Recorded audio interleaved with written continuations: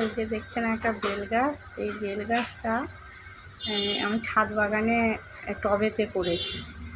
এই টবেতে করেছি মানে আমি খুব ইচ্ছা ছিল যে আমি কিনিনি, কিন্তু এমনি ওই পড়ে থেকেই হয়েছে টবে।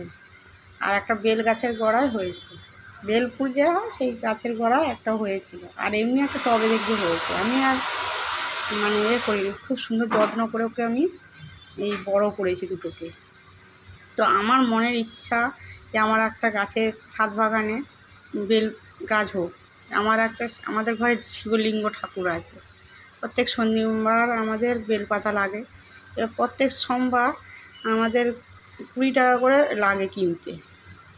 এবার আমি বলি আমার একটা গাছ যদি থাকতো আমি রোজ এরকম তুলতাম আর লিঙ্গর উপরে চাপাতাম। আমার শিবের ঠাকুর আছে, তো সেই জন্যে আমার ইচ্ছাটা খুব পূর্ণ হয়ে গেছে যে একটা না দুটো পেয়ে গেছি। এই জন্যে মানুষ চাইলে কি না পায়, এই না আমি মানে ভেবেছি আর পেয়ে গেছি। তো আপনাদের এই জন্যে শেয়ার করলাম যে আমাদের তো শিব ঠাকুর আছে, পুজো করি, ঠিক আছে, আপনাদের সঙ্গে শেয়ার করলাম। আপনাদের যদি ভালো লাগে যদি আমাকে অবশ্যই করে কমেন্ট শেয়ার করে দেবে।